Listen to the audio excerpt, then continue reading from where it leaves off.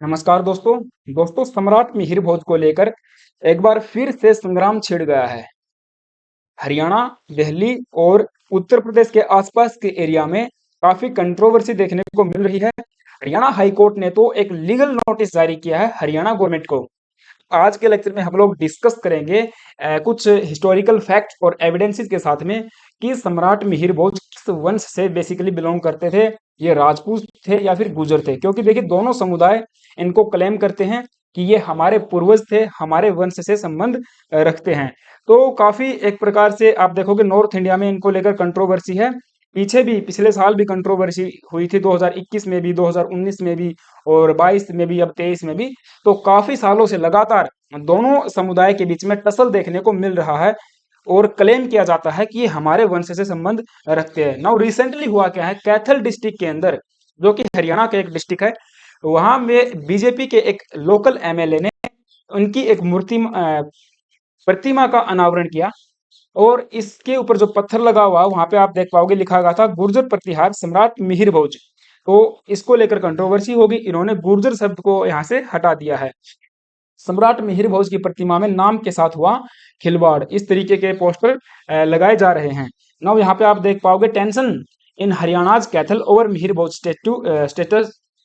Statue mass resignation in the BJP. तो BJP party के अंदर ही जो हरियाणा के अंदर लीडर्स हैं, कुछ वर्कर हैं पार्टी के, उन्होंने रेजिग्नेशन देना स्टार्ट कर दिया है। जो कि आप काफी अच्छे खासे पदों पर थे, उन्होंने भी रेजिग्नेशन दे दिया है।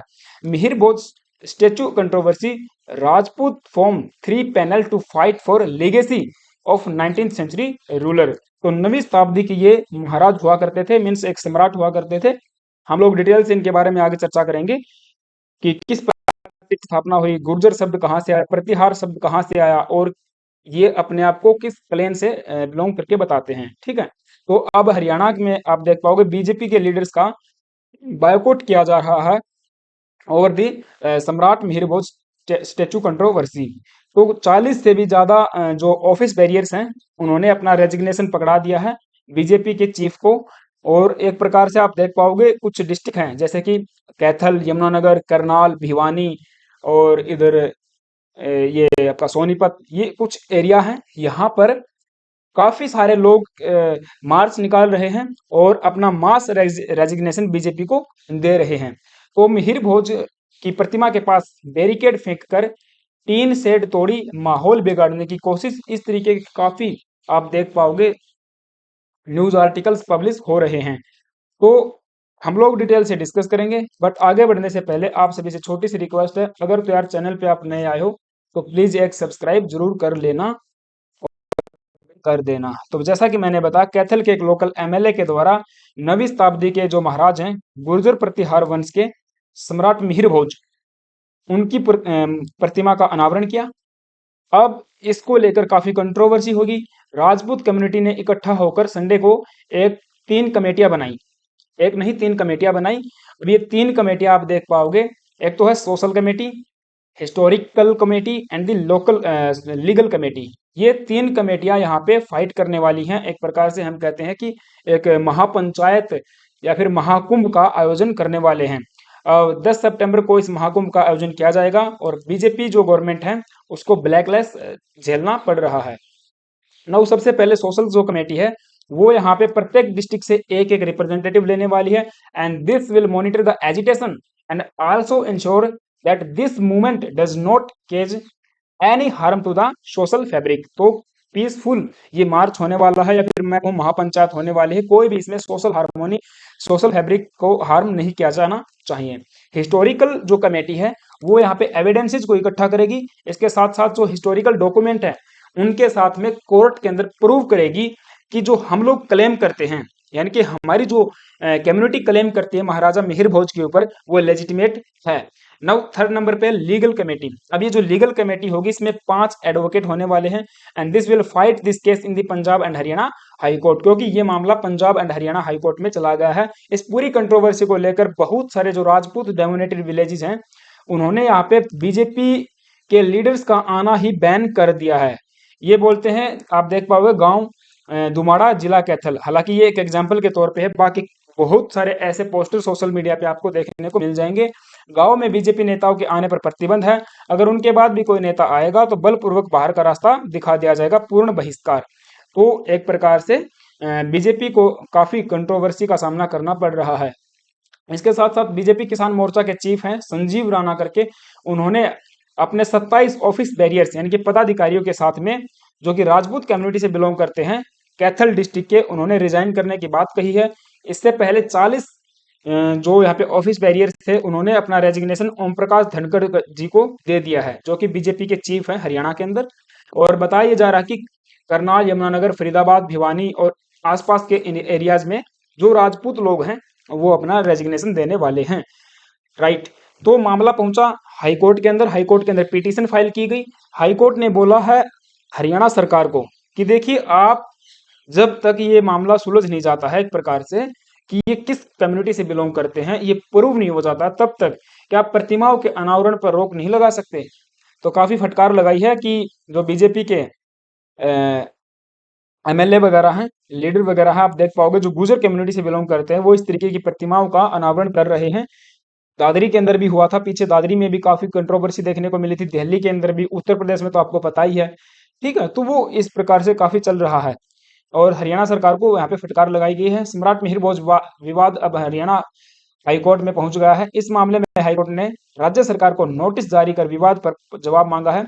हाईकोर्ट ने राज्य सरकार को नोटिस जारी कर विवाद का जवाब मांगा है। हाईकोर्ट ने अन्य हरियाणा सरकार व अन्य प्रतिवादी पक्ष से पूछा है कि क्यों न अदालत प्रतिमाओं के अनावरण पर रोक लगा दे। तो यहाँ पे रोक लगाने की एक प्रकार से बात की गई है। इसकी सुनवाई आज यानी कि 3 अगस्त को होने वाली थी, मीन्स इसकी सुनवाई आज हुई है। तो मैं काफी देर से इसको मॉनिटर कर रहा था, लेकिन कोई भी अभी तक मुझे प्रॉपर न्यूज नहीं मिल पाई, वरना मैं इसके अंदर ऐड कर देता। ठीक है, बाकी जो भी होगा, कौन सी सुनवाई हुई है, आगे की डेट क्या है, फिर उसको हम लोग एक दूसरे वीडियो में कवर करेंगे। नाउ अब बात कर लेते हैं प्रतिहाराज कौन थे। तो देखिए, हम लोग इस डायनेस्टी को गुर्जर प्रतिहार के नाम से जानते हैं।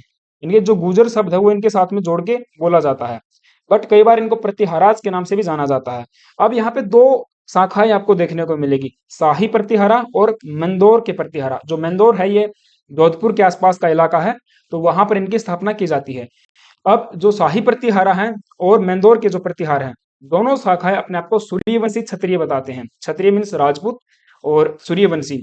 अब सूर्यवंशी मीन्स देखिए, जो क्षत्रिय होते हैं वो किसी ना किसी एक प्रकार से उनका जो उत्पत्ति है किसी देवी देवता यानी कि डायटी से देखने को मिलती है। जैसे कि सूर्य भगवान से जिनकी उत्पत्ति हुई वो सूर्यवंशी कहलाए।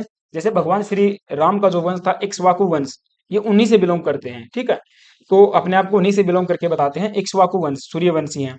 इसके बाद आपको पता महाभारत हुआ। महाभारत में हम लोग देखते हैं जो पांडवाज थे और यानी कि जो पुरुवंश या पुरुवंश था, वो अपने आप को चंद्रवंशी बताते हैं, यानी कि चंद्र भगवान से उनका उत्पत्ति मानी जाती है। फिर जो भगवान श्री कृष्ण थे उनको यदुवंशी बताते हैं, यानी कि यदु वंश से वे रिलेटेड थे, तो वे भी एक प्रकार से चंद्र से ही रिलेटेड बताए जाते हैं। फिर अग्निवंशी बताए जाते हैं, जैसे कि जो चौहान राजपूत हैं वो अपने आप को अग्निवंशी बताते हैं। ठीक है, और जडेजा वगैरह है वो भी अपने आप को अग्निवंशी बताते हैं। तो इस प्रकार से ये इनका चलता है। तो ये अपने आप को सूर्यवंशी क्षत्रिय बताते हैं। इक्ष्वाकु वंश था जो कि भगवान श्री राम का, उनके भाई थे लक्ष्मण जी। लक्ष्मण जी से इनका उद्भव माना जाता है, यानी कि लक्ष्मण के जो वंशज हुए हैं उनसे निकले थे प्रतिहार। ठीक है, क्योंकि एक कहानी ये बताई जाती है, भगवान लक्ष्मण जी ने क्या किया था, भगवान श्री राम का प्रोटेक्शन किया था, उनके प्रहरी के रूप में उन्होंने कार्य किया था। तो प्रहरी से निकला प्रतिहार, यानी कि प्रोटेक्शन करने वाला। ठीक है, तो ये जो लक्ष्मण जी के प्रतिहार कहलाए। और फिर मंदौर के अंदर कुछ और राजा आए, उन्होंने अपना अलग से चलाया, तो ये कई शाखाओं में फिर आगे आपको पता बट जाते हैं। तो ये चीज है। अब कई कहानियां हैं इसके पीछे, जैसे कि भगवान श्री जो लक्ष्मण थे उन्होंने राम जी का प्रोटेक्शन किया था। एक कहानी बताती है कि जो जोधपुर वाले हैं, जोधपुर इंस्क्रिप्शन, वो बताता है कि इन्होंने सीता माता का प्रोटेक्शन किया था। हालांकि देखिए, प्रोटेक्शन किया था दोनों का ही किया था, सीता जी का भी की और राम जी का भी। तो यहाँ पे प्रोटेक्शन तो किया था और उन्हीं से निकल के आते हैं। नाउ जो महाराजा मिहिर भोज थे उनका पीरियड रहता 836 से लेकर 885 ईसी तक, और इनको भोज फर्स्ट के नाम से भी जाना जाता है, यानी कि गुर्जर प्रतिहार डायनेस्टी के किंग हुआ करते थे। इतिहास में हम लोग गुर्जर प्रतिहार के नाम से ही जानते हैं। इनके पिता का नाम था राम भद्रा। राम भद्रा यहाँ पे आई थिंक 4th नंबर पे इस लाइन के अंदर राजा बने थे। सो भोज वाज ए विष्णु डिवोटी, भगवान विष्णु की ये उपासक हुआ करते थे, इसीलिए उन्होंने आदि वराह का जो टाइटल है वो अडॉप्ट किया था। आदि वराह मैं आपको बता दूं भगवान विष्णु का 10वां अवतार हुआ करता था, जिसमें वो वराह का अवतार लेते हैं, ठीक है, वराह और मानव का अवतार लेते हैं। तो आदि वराह का इन्होंने अपने आप को नाम दिया था। अब इनके टाइम पीरियड में हम लोग देखते हैं, साउथ के अंदर तो राष्ट्रकूट हुआ करते थे, और ईस्ट के अंदर हम लोग देखते हैं पाल वंश का शासन था। तो पाल वंश और राष्ट्रकूट, इन दोनों के बीच में अ, इन दोनों के साथ में इन दोनों के साथ में मिहिर भोज का एक प्रकार से संघर्ष चला, ठीक है। पाल वंश के महाराजा हुआ करते थे धर्मपाल, और यहाँ पे राष्ट्रकूट के ध्रुव धारावर्ष। तो इन तीनों के बीच में एक ट्राइपार्टाइट युद्ध भी होता है।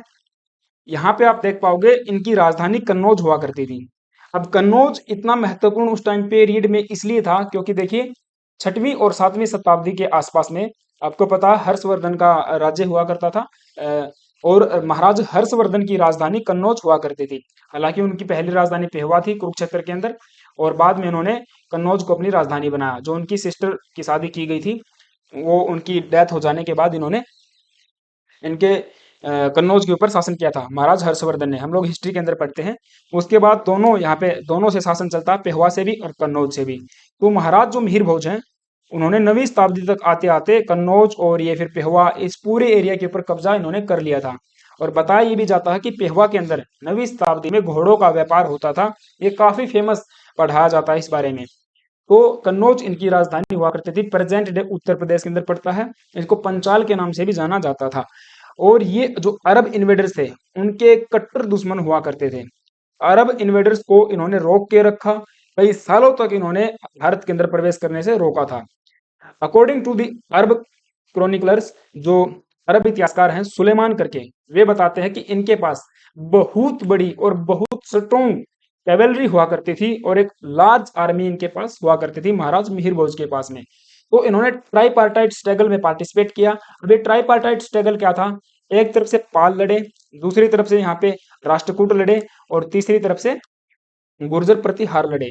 तो आप देख पाओगे राष्ट्रकूटों ने भी कन्नौज के ऊपर अधिकार कर लिया था एक बार के लिए, फिर पाल वंश ने भी एक बार के लिए यहाँ पे अपना अधिकार जमा लिया था। लेकिन आगे चलकर गुर्जर प्रतिहार के राजा मिहिर भोज ने दोनों को हराया, और आप देख पाओगे पाल वंश का भी काफी खासा अच्छा हिस्सा इन्होंने अपने कब्जे में किया, और राष्ट्रकूट का भी काफी हिस्सा अपने कब्जे में ले लिया था। तो ये इस प्रकार से हम लोग देखते हैं इनका जो शासन है।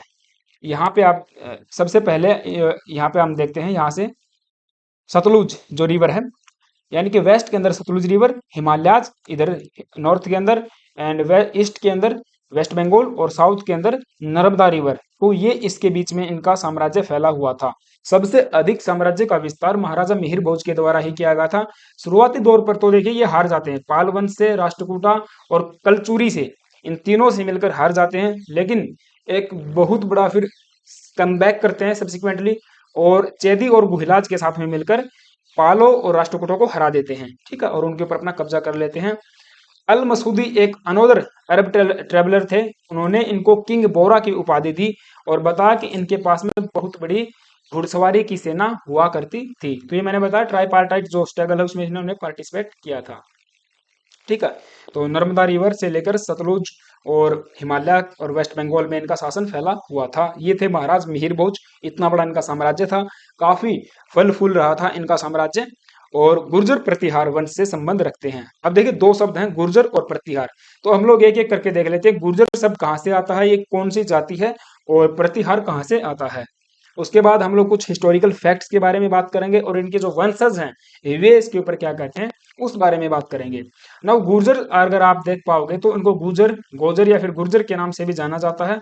ये एक एथनिक, नोमडिक और agriculture and the pastoral community होती थी, ठीक है, जो कि India, Pakistan, Afghanistan, even Iran और रसिया में भी पाई जाती है, आज के प्रेजेंट डे में भी पाई जाती है, ठीक है।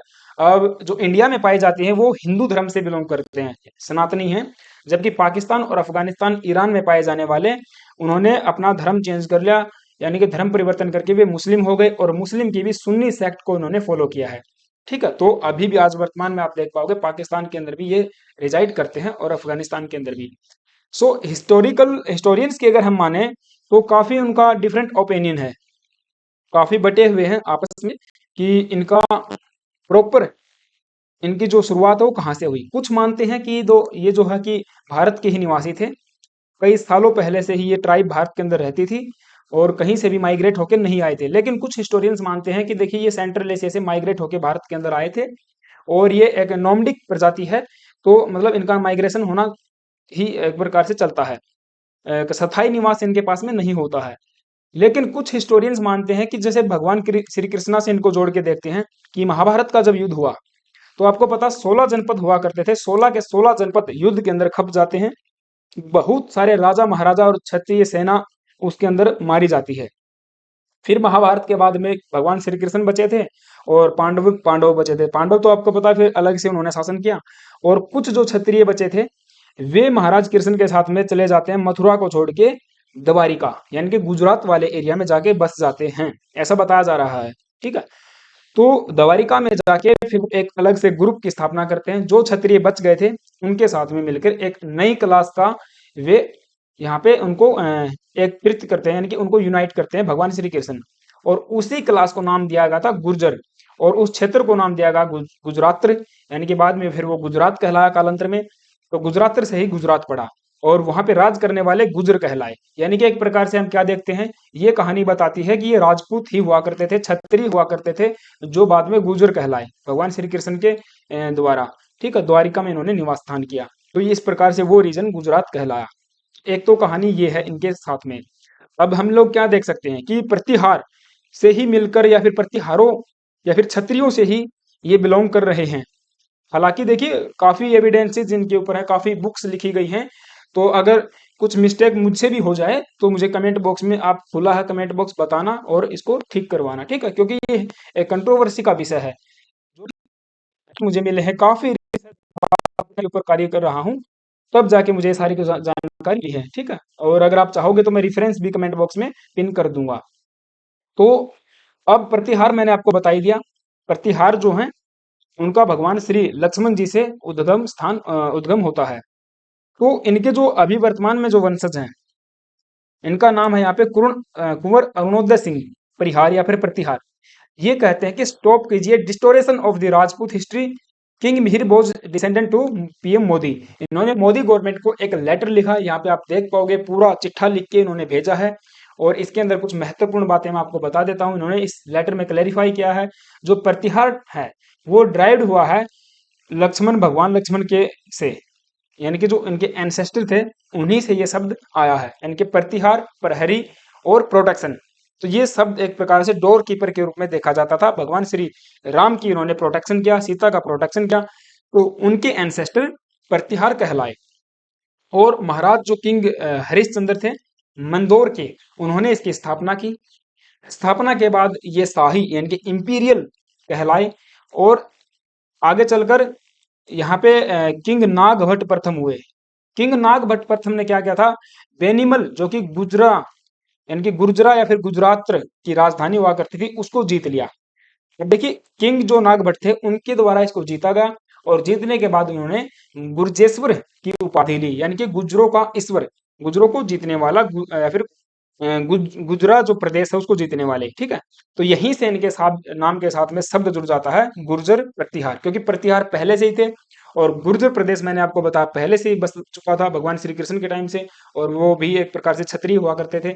ठीक है, तो यहाँ पे आप देख पाओगे इन्होंने अपना फिर गुर्जर प्रतिहार शब्द इनके साथ में जाता है, ऐसा मतलब बताया जाता है इस लेटर में, ऐसा इन्होंने बताया है।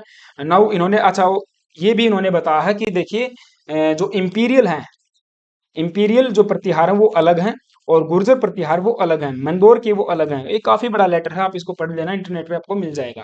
राइट, अब कुछ हिस्टोरियन फैक्ट्स की अगर हम बात करें तो यहाँ पे प्रोफेसर शांता रानी करके हैं, शांता रानी शर्मा, राजस्थान में, इन्होंने एक बुक लिखी है origin and rise of the imperial Pratihara of Rajasthan. इनका page number 30, page number 35 and 40 ये आसपास में इन्होंने काफी सारी जानकारी इनके बारे में मिलती है। ये लिखती हैं कि देखिए कोई भी ऐसा इंक्रिप्शन या फिर एविडेंस हमको नहीं मिलता है जो ये बताता हो कि प्रतिहारों का संबंध गुजरों से रहा होगा। तो ये कहते हैं कि प्रतिहार बिल्कुल अलग थे, राजपूत क्षत्रिय थे, राजपूत क्लैन से बिलोंग करते थे।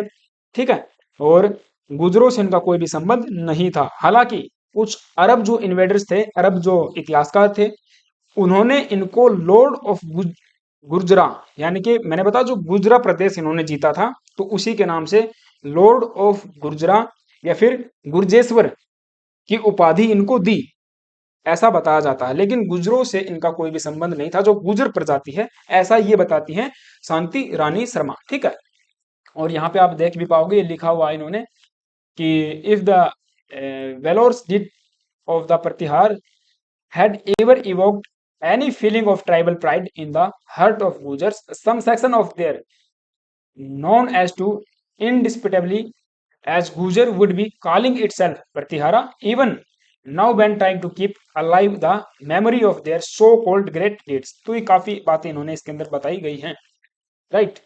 अब आगे देखिए, एक और यहाँ पे इंस्क्रिप्शन है, गलक्का इंस्क्रिप्शन करके, ये जोधपुर के अंदर पाया गया था।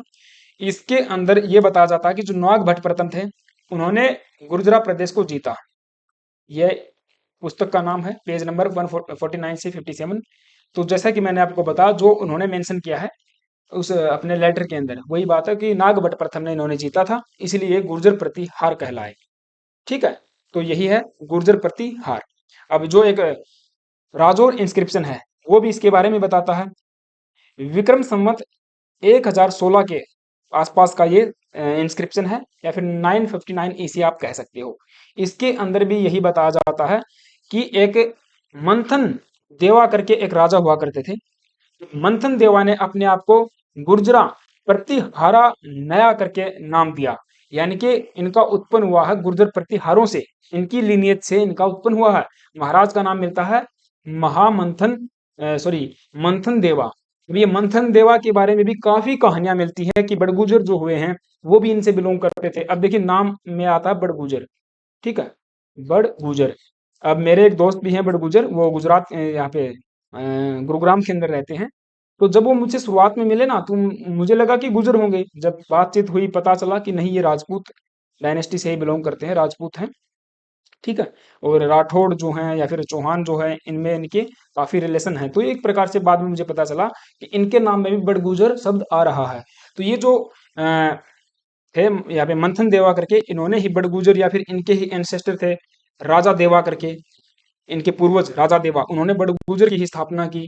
तो वहां से गुजर प्रतिहार आया। तो ये काफी बातें इनके बारे में बताई जाती हैं। ठीक है, और ये पुस्तक का नाम वही है, origin and the rise of the imperial Pratihara of the Rajasthan, page number 35। यही केवल एक ऐसा इंस्क्रिप्शन है जो इस बारे में बात करता है। ठीक है, तो ये मैंने आपको बता दिया है, राइट।